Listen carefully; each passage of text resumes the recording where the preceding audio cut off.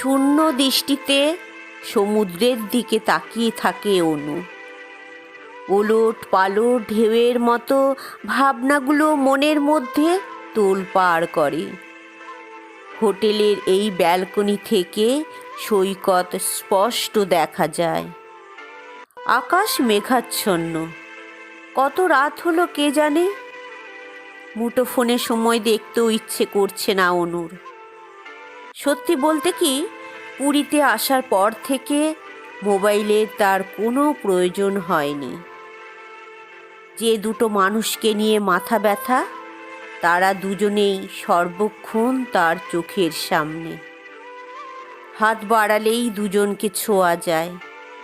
এইটুকুই তো চেয়েছিল সে, প্রিয় মানুষদের সান্নিধ্য।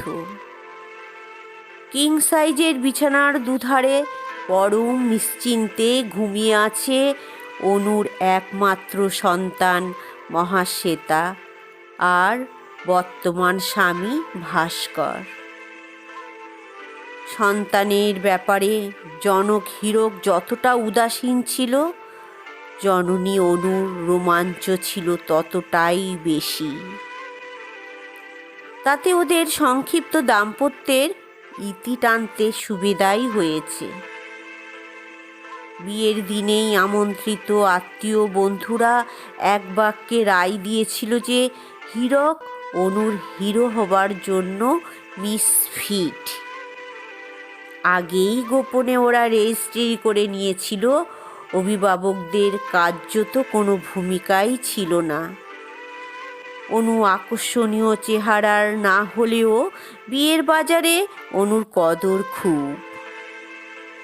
গোলগাল ফর্সা মসৃণ ত্বক, অদ্ভুত মায়াবী আয়ত চোখ, টিকালো নাক আর রেশমের মতো চুলের অধিকারী অনুর একটি আশ্চর্য লালিত্য আছে যেটা চোখ টানত। পড়াশোনায় ভালো বলে সুনাম ছিল, রূপে লক্ষ্মী সরস্বতী। অনুর একটাই দোষ, রোমান্টিকতা। বাস্তবের কঠিন মাটিতে যা বারবার ধাক্কা খায়। অপরিণাদর্শী অনু হীরকের মধ্যে একটা সৎ পরিশ্রমী মানুষকে দেখে মুগ্ধ হয়েছিল। কিন্তু গায়ে হলুদের আভা গা থেকে মিলিয়ে যাবার আগেই অনুর সমস্ত মুগ্ধতা কর্পূরের মতো উবে গেল। হীরক ছাপোষা মধ্যবিত্ত পরিবারের ছেলে, এক কামরার এক চিলতে ঘরে। বাবা মা শিবরাত্রি সলতে হীরক যতই দ্যুতি ছড়াক, বাইরের দুনিয়ায় তার কানা কড়িও দাম ছিল না। বাবার মৃত্যুর পর সংসারের অবস্থা নুন আনতে পান্তা পুরো। এরপর প্রতিবেশী এক কাকু শতপ্রণোদিত হয়ে একটা কর্মসংস্থানের ব্যবস্থা করে, যেটার ভরসায় অনু হীরক রেজিস্ট্রি বিয়ে করে। ওদের আশঙ্কা ছিল অনুর বাবা ওদের সম্পর্কের কথা জানলে অন্যত্র মেয়ের বিয়ে দেবেন। অভিজাত এলাকার বাসিন্দা প্রদীপবাবুর কানে যখন খবর এলো, তখন সেটা বিনা মেঘে বজ্রাপাতের মতো তাকে হতবুদ্ধি করে দিল। গিন্নি বুদ্ধি দিলেন, সামাজিক সম্মান অক্ষুণ্ণ রাখতে যত তাড়াতাড়ি সম্ভব কন্যাদান করো। ভুলে যেও না তোমার আর একটি মেয়ে আছে। না, কিছুই ভুলে যাননি প্রদীপবাবু। ভুলে যাননি এই বড় মেয়েটি তার জীবনের সবচেয়ে বড় অমূল্য ধন, তার অহংকার। শৈশবেই মাতৃহারা প্রদীপের মার অভাব পূরণ করেছিল অনু। বাবার কাছে সব কথা উগরে দিতে না পারলে যে মেয়ের ভাত হজম হতো না। এত বড় সিদ্ধান্ত সে একা একা নিল। তবে কি কোথাও বাপ মেয়ের সম্পর্কে দূরত্ব এসেছিল? ছোট মেয়ে নেহাতি সাধারণ, অর্থ ব্যয় করেও বড় মেয়ের যোগ্য বোন হিসেবে তাকে গড়ে তোলা যায়নি। তবু সেই আপ্রাণ চেষ্টায় কোথাও কি অনুর মধ্যে কোনো অভিমান জন্মেছিল? তাই সম্পূর্ণ অজানা মানুষটার সাথে জীবনটা জড়ানোর আগে একবারও তার বাবার কথা মনে হয়নি। বুকে পাথর রেখে 4 হাত এক করেও এক মুহূর্তের জন্য মেয়েকে পরধন ভাবতে পারেননি প্রদীপবাবু। অনুকেও ভাবতে দেননি। নানা অছিলায় মেয়ে জামাইকে নিজের চোখের সামনে রাখতে পারলে তার স্বস্তি হতো। হীরক তো খুশি, এত আদর এত যত্ন ছেড়ে নিজের দারিদ্র এর সংসারে কে ফিরে যেতে চায়? কিন্তু বাদ সাধে অনু, নাইবা তার শ্বশুর বাড়িতে 3 কুলে কেউ নেই তার বলে হীরক ঘর জামাই থাকবে? স্বামীকে প্রতি রাতে চাপ দিতে থাকে সে। বুদ্ধিমতী অনু একদিন আবিষ্কার করে হীরক আলস্যের কারণে চাকরি খুইয়েছে, অভাবে স্বভাব নষ্ট। হাত খরচের জন্য স্ত্রীর গয়না চুরি করতেও দ্বিধা হয়নি তার। এবার কঠোর হয় অনু, নিয়মিত অশান্তি শুরু হয় স্বামী স্ত্রীর মধ্যে। এরই মধ্যে জনক হিতৈষী পরামর্শ দেন, সন্তান এলে স্বামী কর্তব্যপরায়ণ হবে। না, তা জন্মদাতার মধ্যে কোনো পরিবর্তন আনতে পারল না। পরিবর্তন আনল জননীর মধ্যে। একদা সংস্কার ভীরু অনু মাতৃত্বের জোরে কঠিন ঘোষণা করে, রোজগার করে নিজের ভরণ পোষণ এবং স্ত্রী সন্তানের দায়িত্ব নিতে না পারলে অনু বিচ্ছেদের পথে হাঁটবে।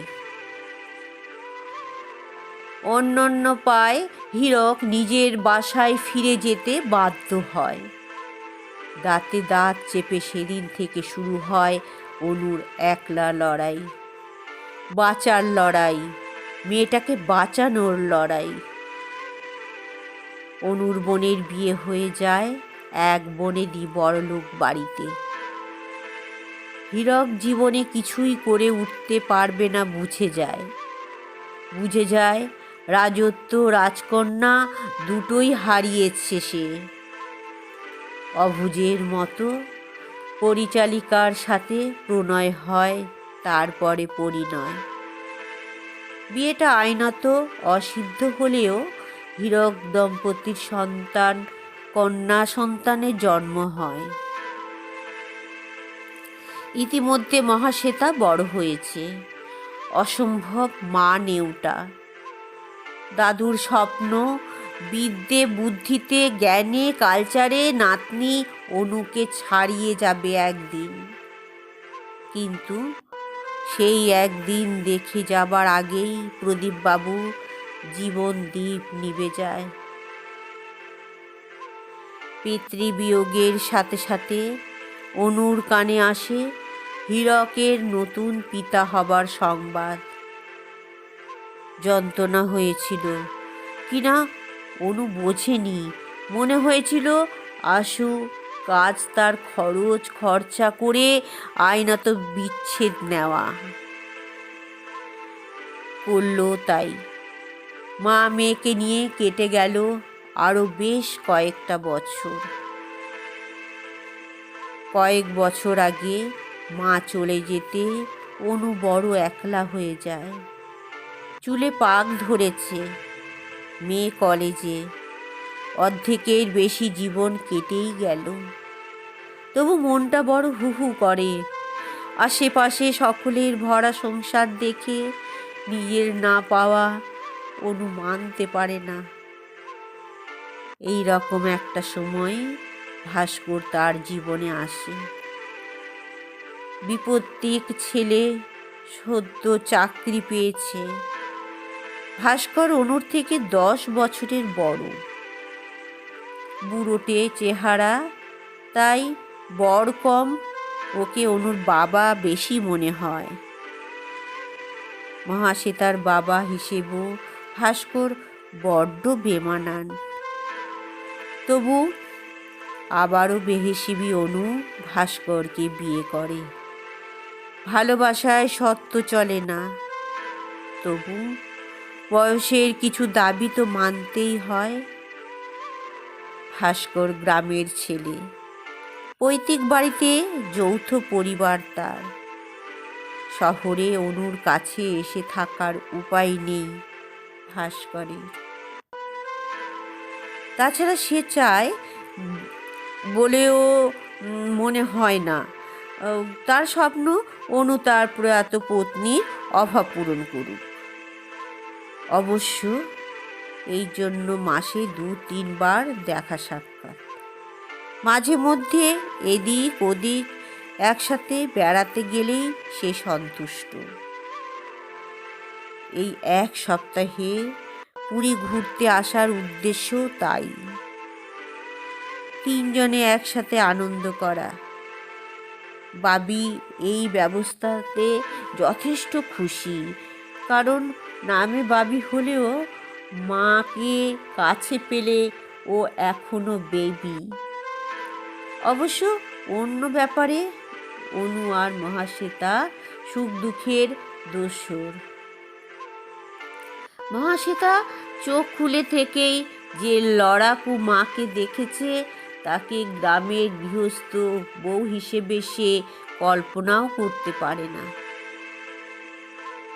মা যখন তার নতুন স্বামীকে ওগো, হ্যাঁ গো, শুনছো বলে, বাবির হাসি পায়, হাসেও। ভাস্কর মানুষ ভালো, মহাশ্বেতার ওর বিরুদ্ধে কোনো নালিশ নেই। ভাস্কর ওকে কন্যা সমা ভাবে।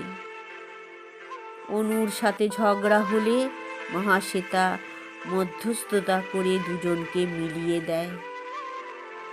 তবু আজ এই মধ্যরাতে হোটেলের বারান্দায় অনুর চশমার কাচ ঝাপসা হয়ে যায়। কাল পুরী থেকে ফিরে যেতে হবে। হাওড়ার পৌঁছে দুজনের গন্তব্য দুদিকে। স্টেশন থেকে ভাস্কর চলে যাবে ওর গ্রামের বাড়িতে, অনু মেয়ের হাত ধরে বাপের বাড়িতে। হ্যাঁ, জীবনের 18 আনা ওই বাড়িতেই কাটিয়েও ওটা অনুর বাপের বাড়ি।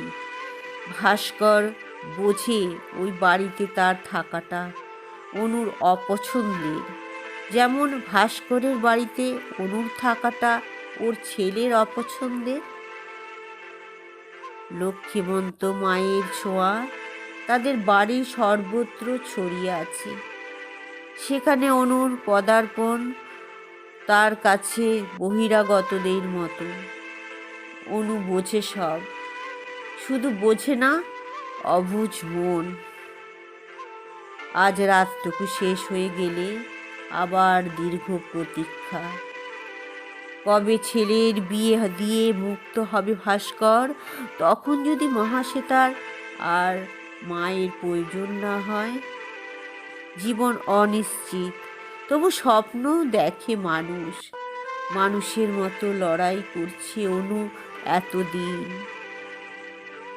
কিন্তু ওর মধ্যে একটা মেয়ে মানুষ হবার বাসনা আজ বড় হয়ে উঠেছে। স্বামী সন্তান নিয়ে নিটোল সংসারের বাসনা অনুর মধ্যে এত প্রবল হয়ে উঠবে সেটা সে নিজেও জানত না। নিচে রাস্তায় 1-2 করে লোক দেখা যাচ্ছে। বিচের উপরও ইতস্তত কয়েকজনের উপস্থিতি টের পেল অনু। ধীরে ধীরে ঘরে খাটে স্বামী আর মেয়ের মাঝে এসে বসে। বেড থেকে সমুদ্র পরিষ্কার দেখা যায়, দিগন্তে রাঙা আভা। রাত জেগেই কেটে গেল অনুর। দুপাশে দুজনকে অপলক দৃষ্টিতে দেখে সে। আলতো করে দুজনের গায়ে হাত রাখে। ঘুম জড়ানো গলায় ভাস্কর চোখ খুলেই প্রশ্ন করে, কি গো, আজও কি মেঘ? সানরাইজ আজও দেখা যাবে না? চোখ কচলে মহাশ্বেতা ধরফর করে উঠে বসে। না না, ওই তো মেঘ কেটে গেছে। অনুর মনের মেঘও কেটে গেছে। ভাস্কর সহাস্যে বলে, ঠিক সময়ে আমাদের ঘুম ভাঙালে, নইলে এই আনন্দটাই মিস হয়ে যেত। মহাশ্বেতা সায় দিয়ে বলল, তুমি অল টাইম গ্রেট মাম্মা। কি আশ্চর্য টাইম সেন্স তোমার! ঠিক সময়ে ঘুম ভেঙে যায়। সারা রাত জেগেছিল অনু। সেই খবরে দুজনের কেউই খুশি হবে না, উল্টে টেনশন করবে। তাই হাসতে হাসতেই ওদের আনন্দে যোগ দিল অনু। তিনজনে জড়াজড়ি করে দেখল নতুন দিনের সূর্যোদয়। নতুন স্বপ্ন চোখে নিয়ে অনু গেয়ে উঠল, নব অরুণোদয়, জয় হোক, জয় হোক, জয় হোক।